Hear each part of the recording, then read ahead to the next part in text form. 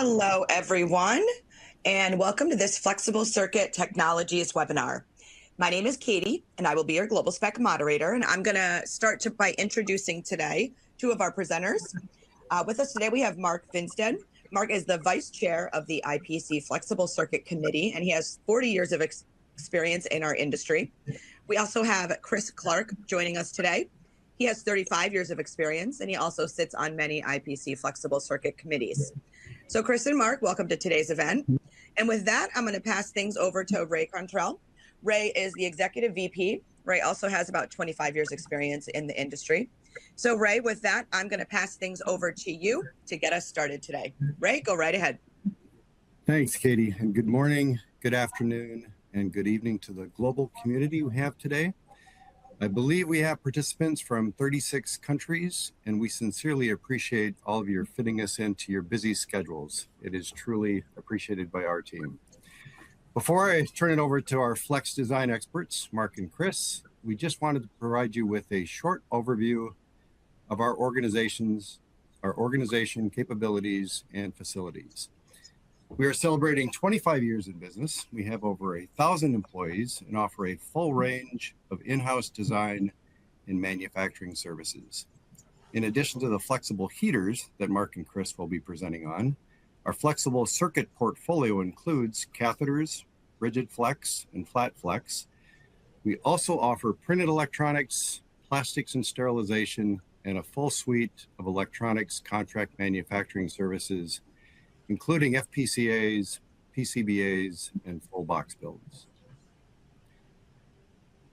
Over the last 3 years, we've invested roughly $80 million in new equipment and new plants that are truly state-of-the-art. Our newer facilities in Zhuhai and in Huizhou offer a lot of robotics and automation, along with the newest and fastest capital equipment on the market. Recently, we've also announced a new investment in Thailand. Really helps offer risk mitigation and, if needed, a blended manufacturing model for some of our existing clients and as we ramp and scale new programs. We do carry a full range of certifications and accreditations, including 1345 for medical clients and programs, 16949 and 6.3 VDA for automotive programs and clients, and a full breadth of other certifications and accreditations for our clients and our programs. In addition to our portfolio, today's discussion is really wrapped around flexible heater and flexible heater design. Over the last 25 years, we've scaled numerous programs, thousands and thousands of different designs, and with the in-house capabilities for design and manufacturing, we can have products to you in weeks. We're in this market today, both in the US and globally.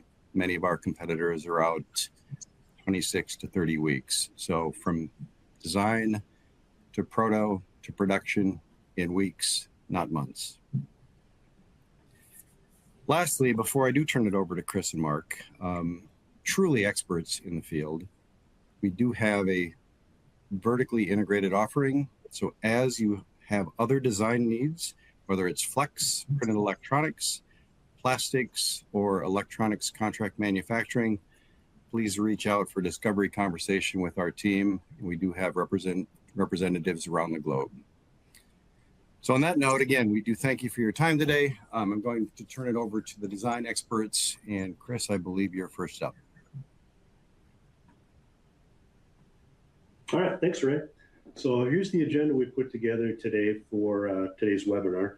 We're going to cover applications for flexible heaters, some advantages on why you would want to use these over a different type of heater, the material options available to you when designing a flexible heater. Mark's going to cover how much power you need and run through how you would calculate a bunch of that information. And then we're going to finish up with how you control and monitor the heat within your flexible heater. So the main applications that we see, at least the markets we tend to serve, are medical, automotive, aircraft, industrial, and commercial. And if we take a little deeper dive on them, Medical, the main buckets that we see are specimen heating, so for diagnostic testing, IV fluid heating, this could be either the bags or the lines, some patient care, and then kind of a big influx in veterinary diagnostic equipment as well. So specifically with PCR testing, so these would be oftentimes done in a clinic or a hospital setting. We can provide high wattage heaters so you get your results quicker. The heating ranges on these typically go from 45C to 98C, with cycling built into them depending on which stage of the test you're at. So the big thing here is the reduced cycle time, giving you faster results and allowing these pieces of equipment to have a greater throughput. With a smaller flexible heater, it reduces the overall size of the instrument. So this moves these devices from a hospital or a lab setting to a small point of care facility like an urgent care, or here in the US, a lot of the pharmacies have the ability to do basic testing for common ailments such as the flu or COVID.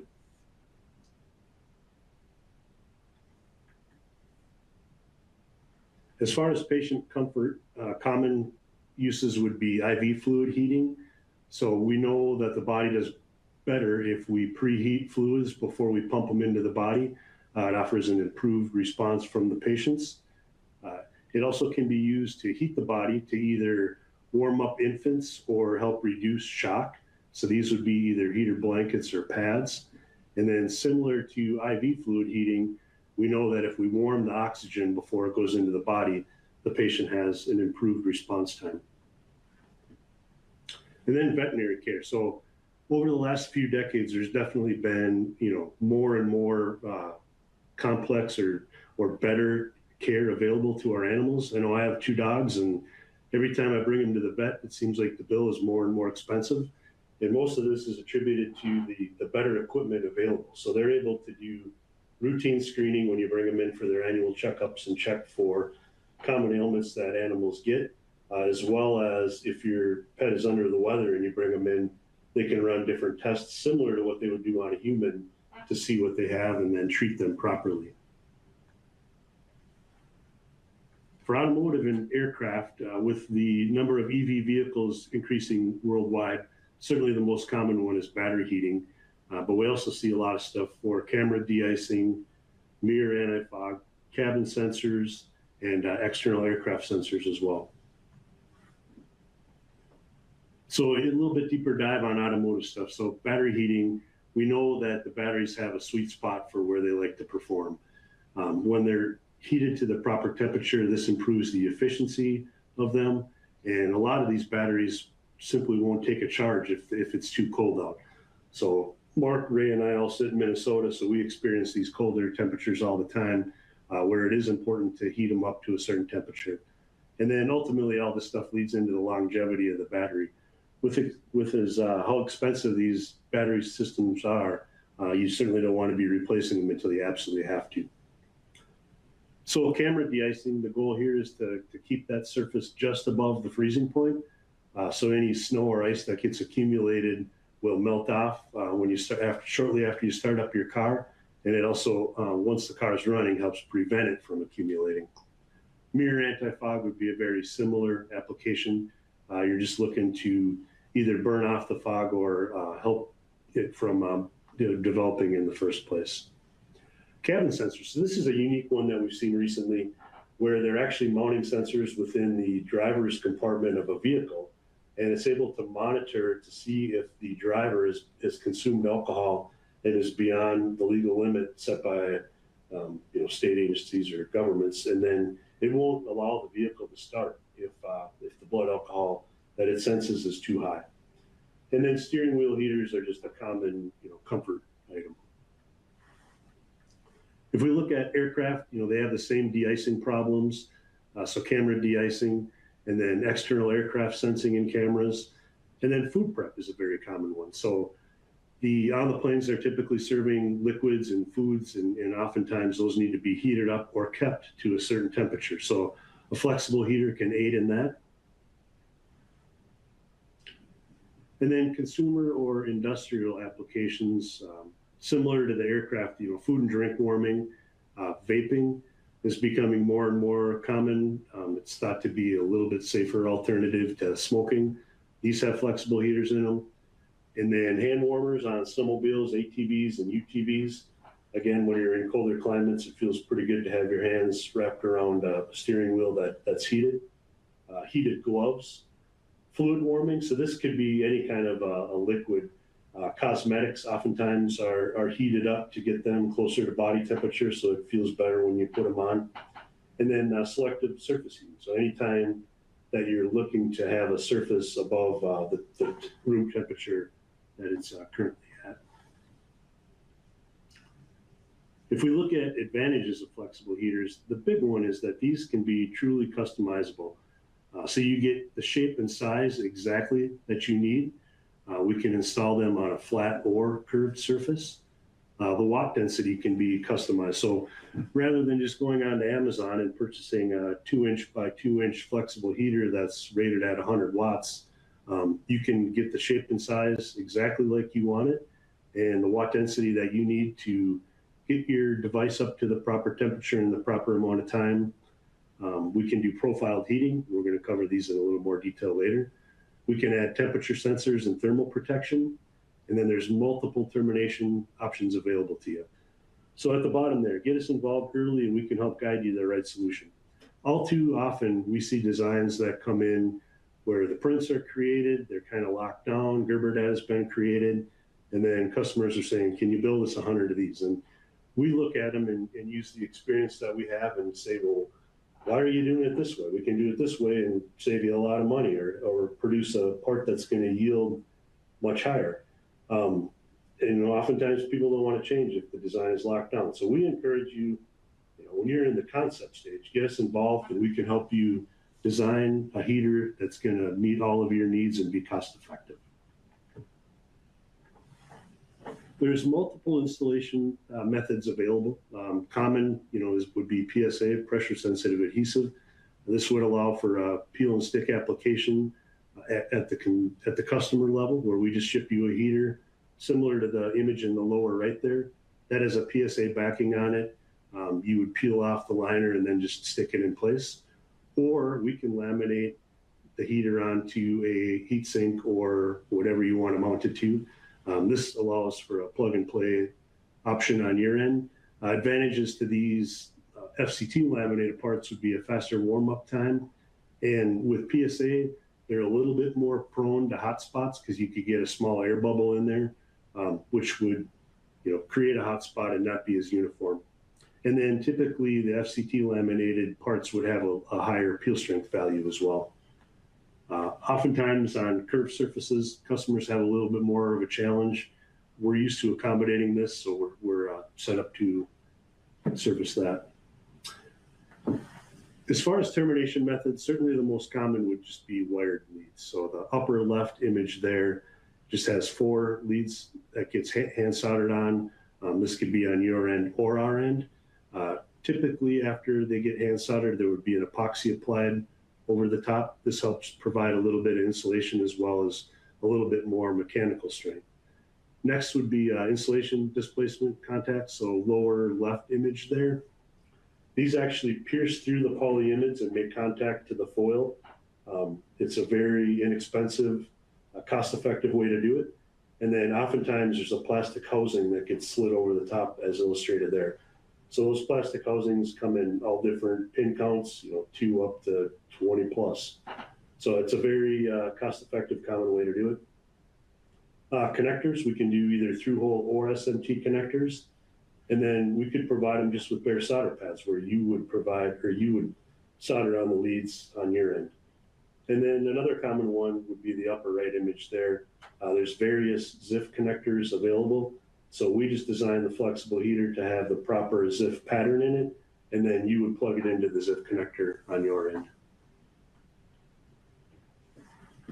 So some more advantages of flexible heaters, it would be temperature uniformity. We can customize the power distribution or have a profiled element, which would drive more heat to certain regions of the heater, or we could do multiple zones. So as mentioned with the PCR testing, within one heater surface, we could have 4, 5, 6 different zones where they would heat up There'd be different wattages available in those areas, knowing that they're going to have to be heated to slightly different temperatures.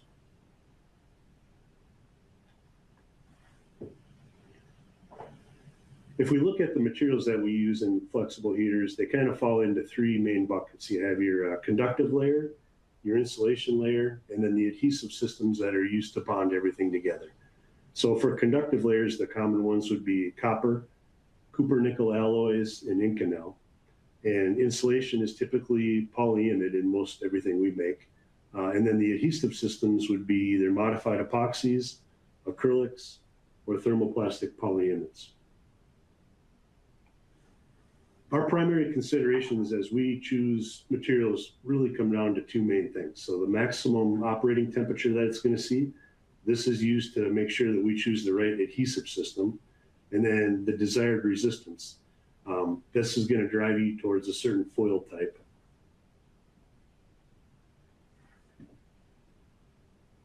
So for conductive layers, copper is the least expensive. It's very, very easy to etch. It has a high thermal coefficient of resistance, but one drawback to it is it does have a limited resistance available. So we can use thinner foils, or you can have narrower traces, but it is not going to offer the same resistance as a copper nickel alloy. So this is where we take your resistance requirements and run it through different calculations and arrive at a certain trace width, and that's going to dictate which foil we're using, whether it's a copper, a copper nickel, or an Inconel.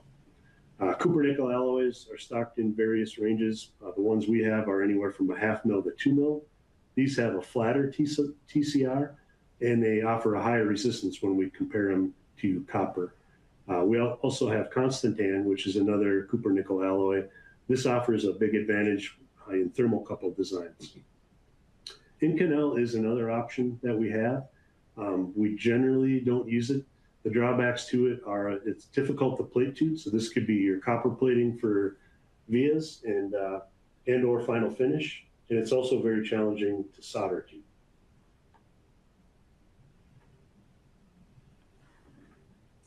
If we look at the insulation layers, these are typically polyimides, and they're available in thicknesses anywhere from 1/2 mil to 5 mil. Now there are 1/4 mil polyimides out there. We don't use them. We find even the 1/2 mil isn't really all that robust. So we try to stay in that 1/2 mil to 5 mil sweet spot when we look at polyimide thicknesses. There also are thicker ones available, but as you get thicker, they're less readily available and definitely more expensive. The adhesive systems that we choose, again, are driven by the temperature rating. So if we look at the modified epoxies, the standard one we use gets you kind of in that 125 to 130 C range. We have another one that gets us up to about 160, that mid-tier. And then if we look at acrylics, those usually run around the 125 to 130 C as well. The third option there would be a thermoplastic polyimide. So this is a polyimide with a thin B-stage layer that's already on it. And then we can laminate that onto the flexible heater using a higher temperature. This really gets you up into that 200 C range. So it comes at a cost. I mean, the thermoplastic polyimides are more expensive than your standard epoxies. And it does come in limited thicknesses, and it's more expensive, oftentimes with a fairly large MOQ. So all of these, it's just, again, important to get us involved. We'll work through the heater design and make sure that we're choosing the right materials to meet your needs. As far as heat sinks or heat spreaders, there's different options available. So we can put on a thin aluminum backer, so similar to like an aluminum foil. This acts as a heat spreader, which helps even out the heat. We can also do that with copper. The advantage to copper is we can etch define the shapes versus punch defining it. The chemistry that we etch with doesn't really allow us to etch aluminum, but we can etch copper. And then we can also make custom machined aluminum or steel heat sinks and then bond your heater to it. Again, we can bond those with either pressure sensitive adhesive or a thermoset adhesive. And then we can apply a PSA backing to the whole thing and then ship it to you. And then you can just peel off that liner and stick them into your device. And with that, I'm going to turn it over to Mark, and he's going to run through some different calculations with you and help you determine how much power you need for your flexible heater. Thanks, Chris.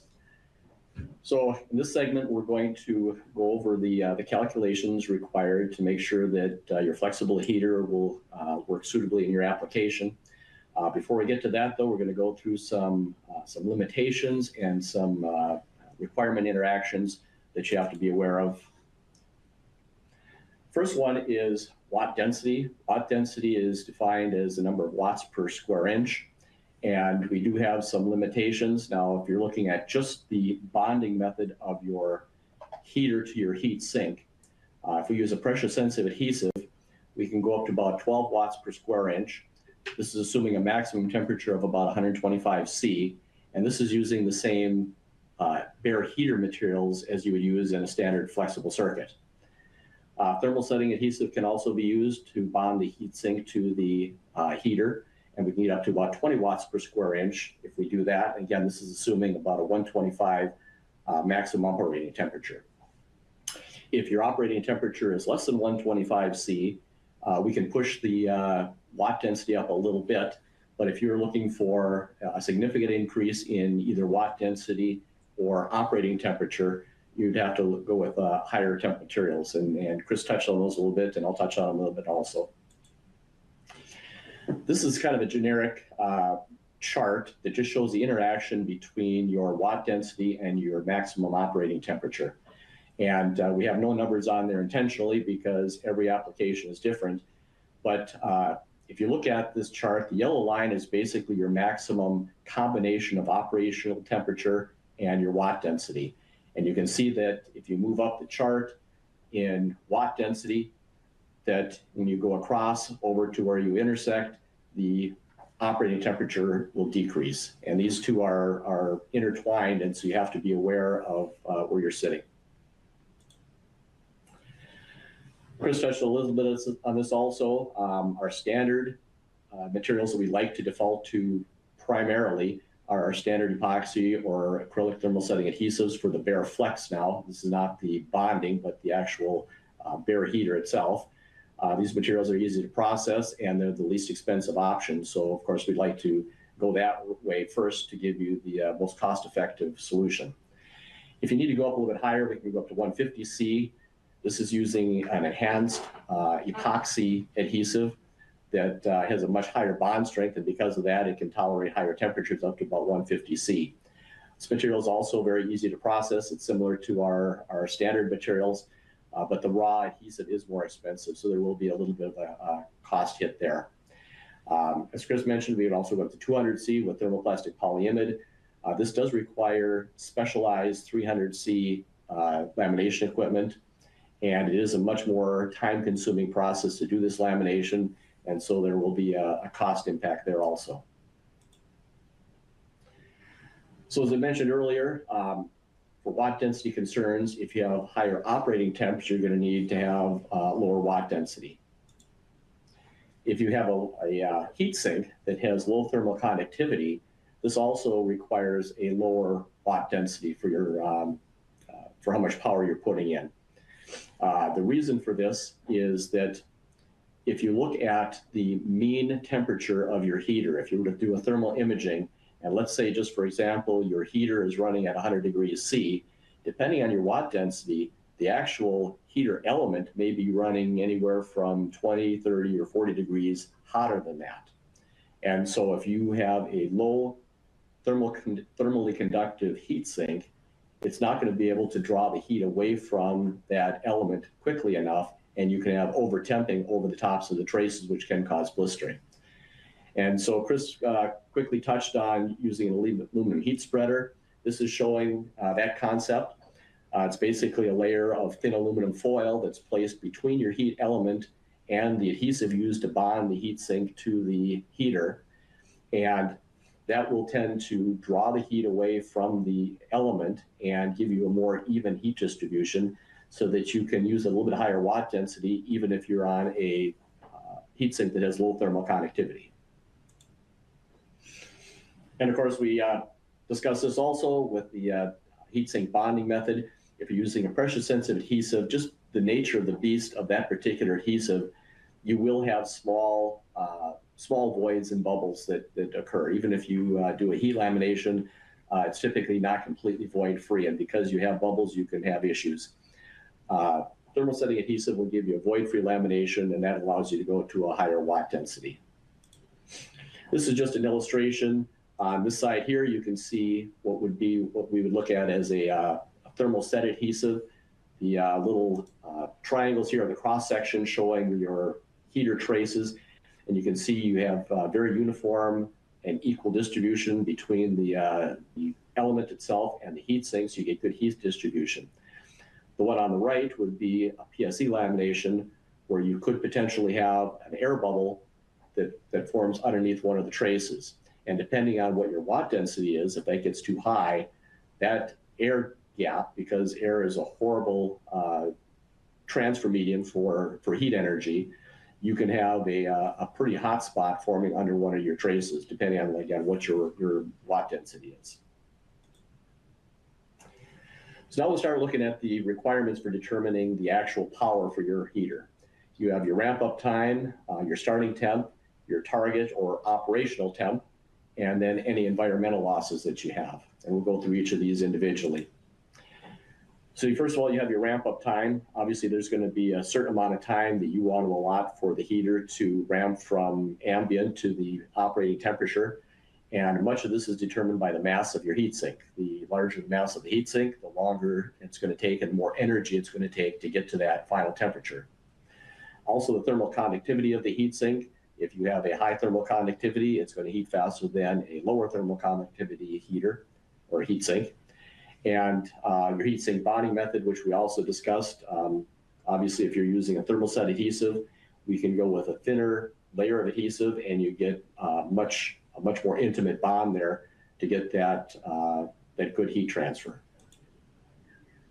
This is just an illustration. If you were looking at all these heaters, if they were all being driven at the same amount of power, the upper left thin heatsink, that particular one is going to heat up much faster than the one to the right where you have a thicker heatsink, just due to the mass of the metal that you're heating up on the thicker heatsink.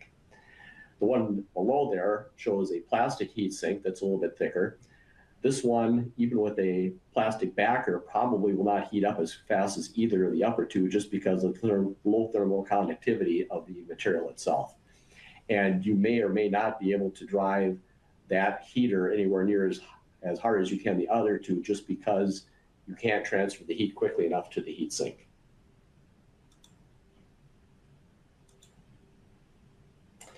So you look at your starting temp and your target temp or your operational temp.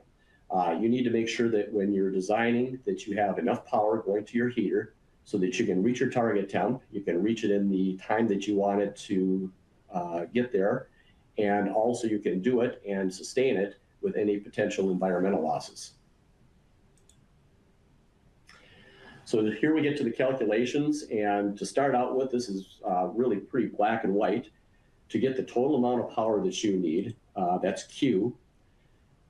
In order to get the total amount of power that you need to raise your heatsink to a desired temperature, you start with the mass of your heatsink. You multiply that times the specific heat capacity of the heatsink material, and then multiply that times the change in temperature that you want in degrees C. And this gives you just basically the total amount of power that's required to get you to that desired temperature. This is just a general chart that shows some of the specific heat capacities of different materials. Some are common, some are very uncommon. We typically use aluminum and copper. We see that a lot, or even brass and glass, but you can see there's a pretty wide variation in specific heat capacities, and these are a pretty big factor in our calculations. You'll have to look up for your specific heatsink, look up the material. It's pretty easy to find pretty much any material you need with a quick Google search, and then you can plug that into your formula. So I want to mention that the amount of energy that we have is in joules. So that's just the total. If you look at the amount of energy, that's the size of the bucket that you have of power that you need to get from point A to point B in your temperature. But the next step is you want that to happen over a given time. So this is how fast you're going to pour that bucket out into your heater.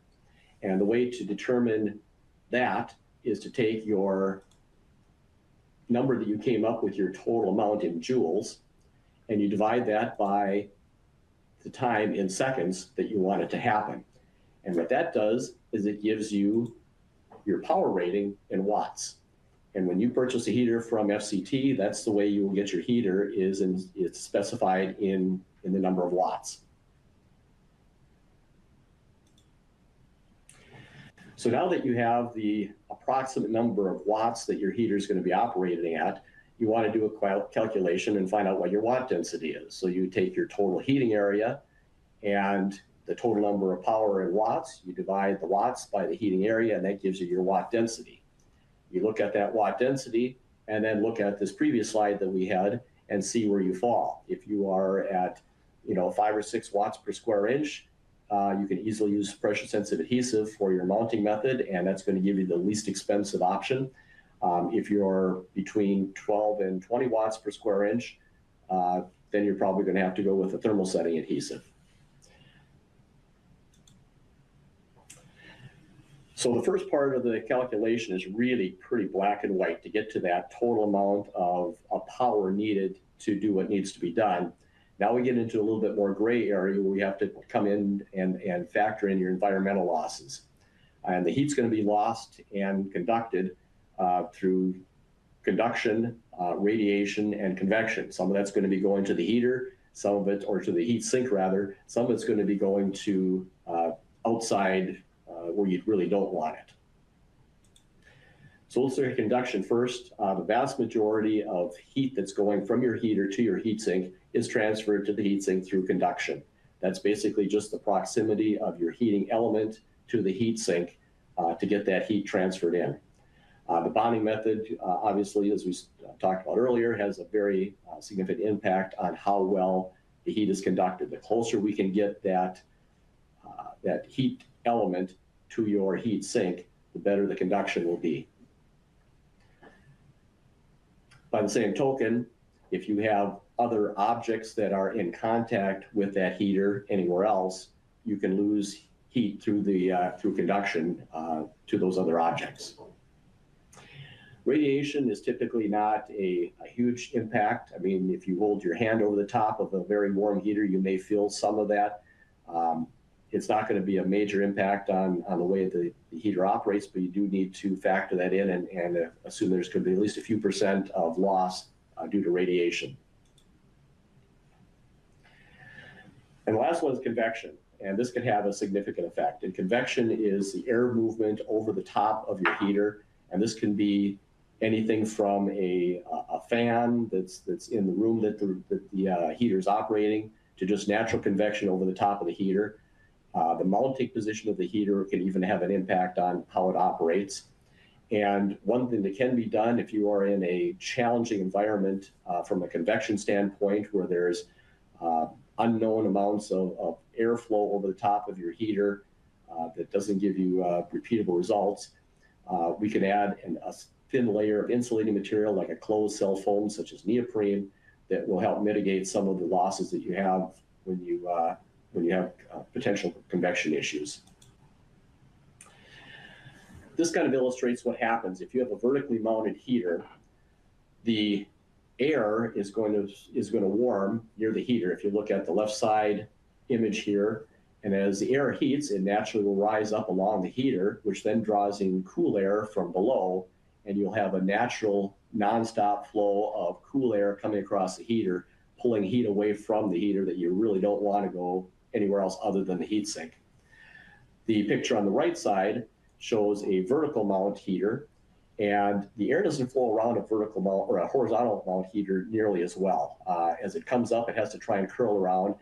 So what you're going to see in a case like this where there's a horizontal mount is that it's going to be fairly warm in the center of the heater, but you will see losses around the corners and the edges.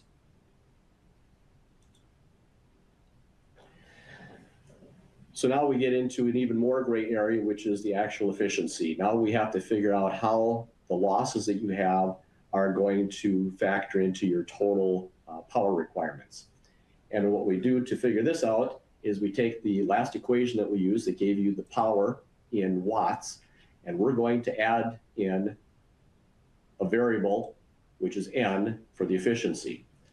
And the efficiency is specified in a 0 to 1. 0 isn't really realistic because that means your heater has 0 efficiency and nothing's going to your heatsink, which rarely happens. Also, you can't divide by 0, so that doesn't really work. So you're going to have a non-zero number to start with there, but it's going to be somewhere between point something 1 and 1, which would be 100% efficient. And unfortunately, heaters typically don't run in a completely 100% efficient world, so there will be some losses. And so by using the dividing your total heat by the efficiency rating, you can get the power that you need. Hey, Mark, we got a question. What would be a common efficiency that you would recommend for a normal, room temperature application with still air?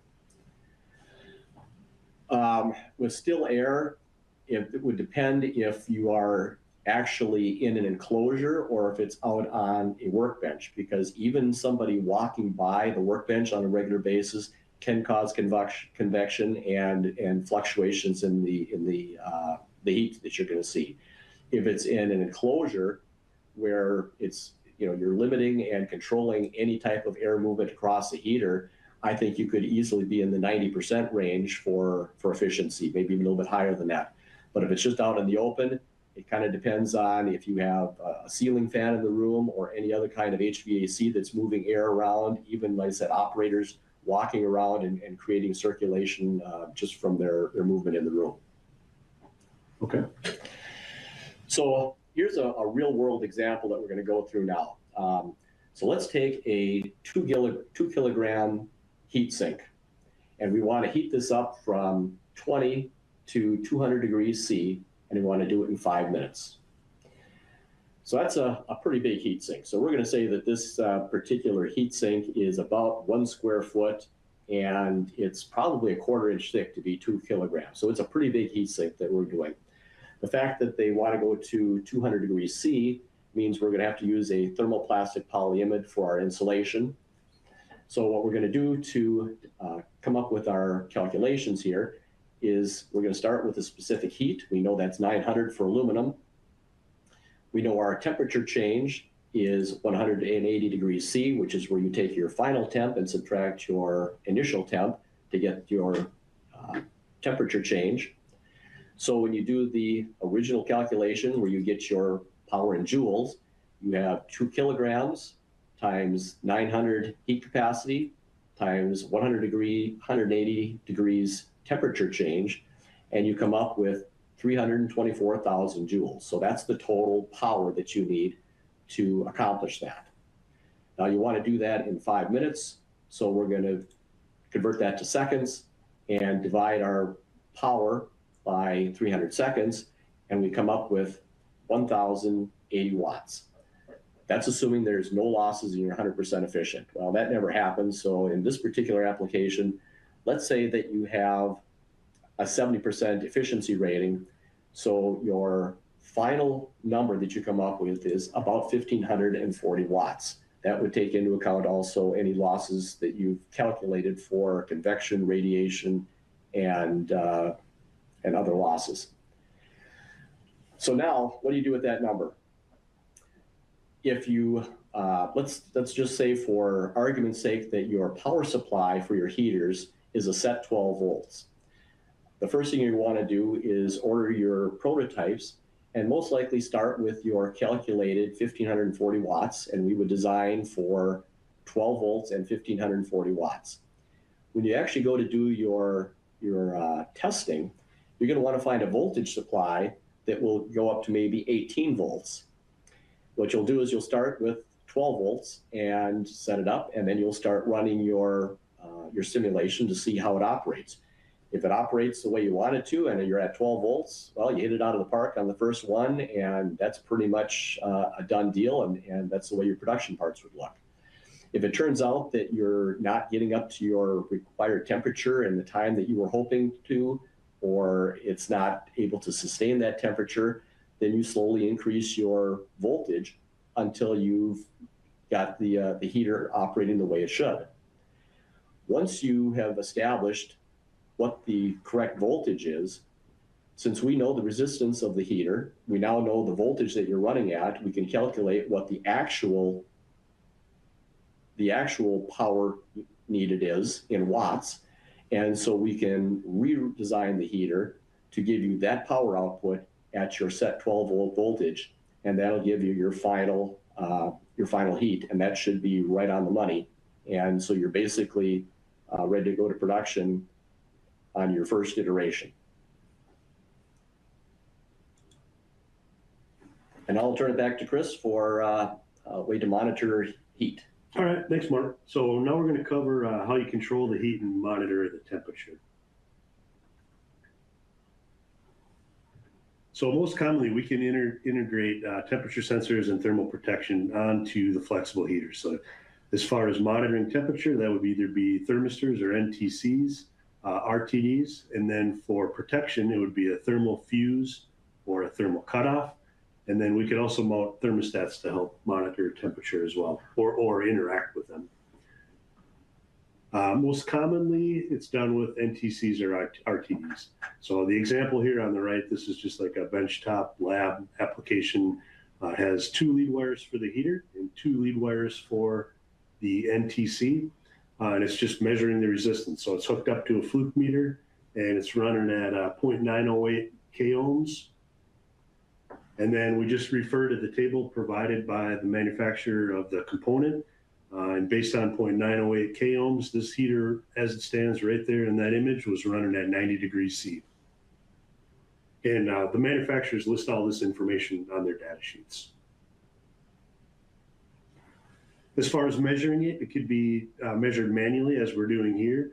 But most commonly, when this gets into a production setting, it's going to be programmed into a controller with some on-off functionality to help control the temperature. So once the heater hits a certain temperature, the power is shut off. Once it drops down to a certain temperature, the power is turned back on to help maintain that constant temperature within the range that you're looking for. Big thing to think about is when you're choosing NTCs or RTDs, keep in mind the operating temperature. So as you go onto the websites for these different components, they're going to list different operating temperatures. They also come in different resistance tolerances. So as you can imagine, as that tolerance gets tighter, this does impact the cost, and also in some cases the availability. So it's just important to not choose a tolerance tighter than what you need. RTDs are generally more accurate, but they generally are a little bit more expensive than NTCs are. We can also incorporate a thermal cutoff as kind of a failsafe. So when you're looking at these, make sure you choose a temp rating higher than what you actually are going to be operating at. Most of these that I have seen have a +0 to a -10C rating. The last thing you want to do is cut off the power to your heater before you've actually hit the temperature that you're worried about. So these are kind of a fail-safe. It helps prevent a runaway condition where the device has gone haywire and it's no longer monitoring correctly. Once it hits a certain temperature, the power would be cut off. So the power traces are actually routed through these TCOs. There are resettable versions available as well. There's a limited number of these, and they typically are more expensive than just a hard TCO. And that's all we had. So we can start rolling through questions, Mark? Yeah, there's one other thing I'd like to add. For the control system on your heater, we typically like to have a control system where as the heater approaches its target temp, the control system will automatically start backing off on the power. And if you look at one of the previous slides I did, where I was showing the different temperatures that we can get to, everything is rated at 0 power. That means that when we hit the target temperature, we want 0 power going to the heater to ensure that we're not going to have any overshoot on that. If you are giving a heater full power and you're running it at the top edge of watt density and you don't shut off until you hit your target temp, you're going to overshoot. And as I described earlier, your element is always going to be running quite a bit hotter than the mean temperature of the heater. And if you're overshooting, you could run the risk of causing problems with that. So we like to see control systems that are monitoring the temperature with some of the tools that Chris just described, but also is able to control either the voltage to the heater or with a duty cycle and start backing off as you approach that target temperature, so that when you hit the target temperature, the power of the heater is off and you don't have an overshoot. All right, so we can roll through some of the questions that have popped up. Is there any automatic way to draw the resistive track? So I'm guessing what you mean here is the heater pattern itself. And this really comes down to the software that you're using. There's certainly step and repeat functions or copy functions that are available. You're just looking to kind of maintain an even space to trace ratio as you lay out the heater.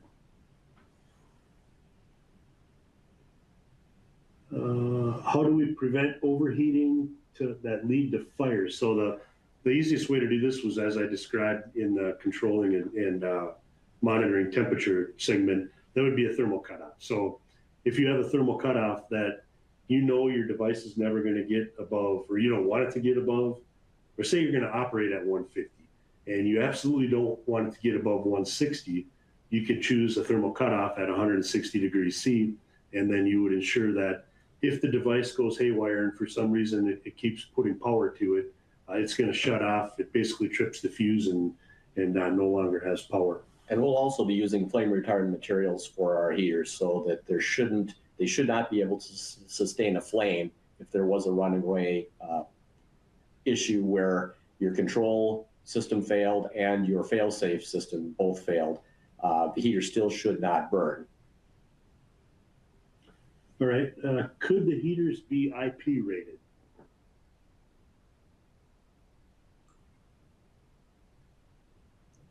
We can do UL rating on heaters. It can be done. It's an expensive process and time consuming.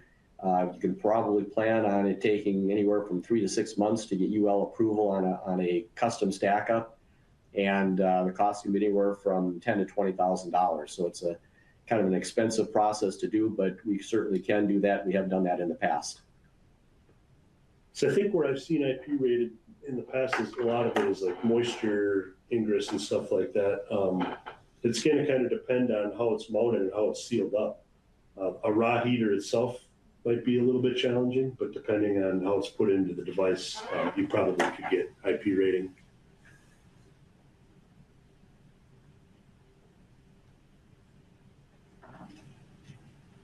If copper is the lowest cost, why wouldn't you do all heaters with copper?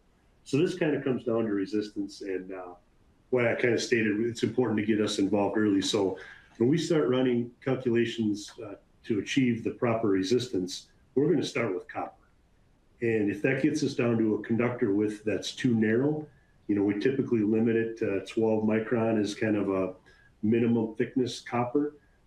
So we keep making the traces narrower to get more trace length. And if we arrive at a point where the resistance still isn't high enough, then that pushes us into those copper nickel alloys. Yeah, the other advantage to the copper nickel alloys is we can go with a much wider trace, which also allows us to hold a tighter tolerance. If we're running, let's say, a 10 mil wide trace on copper to get a certain resistance, we may be able to do a 30 mil trace on copper nickel. And our etch tolerance is going to be the same on both traces, but the amount of variation is a much smaller percentage of the overall trace width on the copper nickel than it is on the copper. So where a copper heater may give you a plus or minus 25% for your heat tolerance, a copper nickel heater may be able to give you a plus or minus 10%. So using the higher resistance foil does give us a much tighter tolerance that we can offer our heaters in.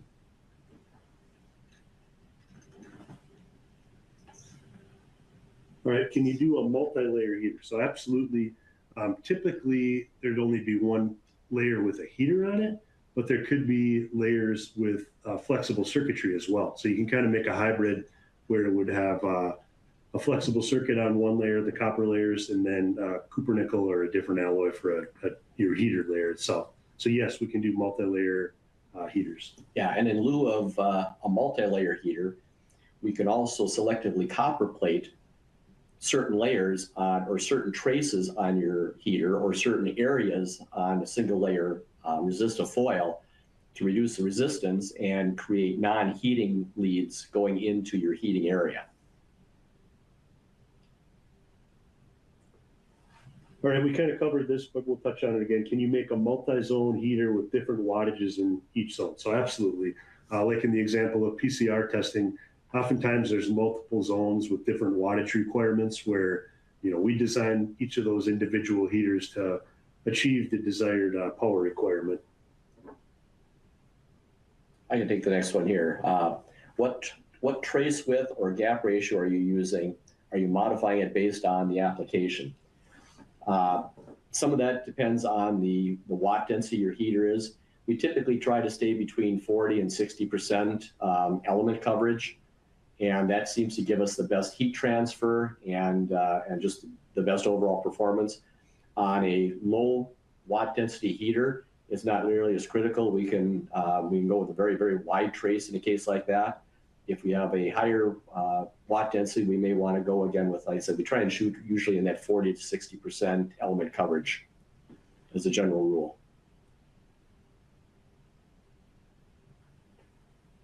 Which thermoplastic adhesive have you available? So the one we're using is an Asian-sourced IPC certified thermoplastic. So it's not really an adhesive, so to speak. It's just there's a B-stage polyimide layer that when heated to that high temperature, it acts as an adhesive.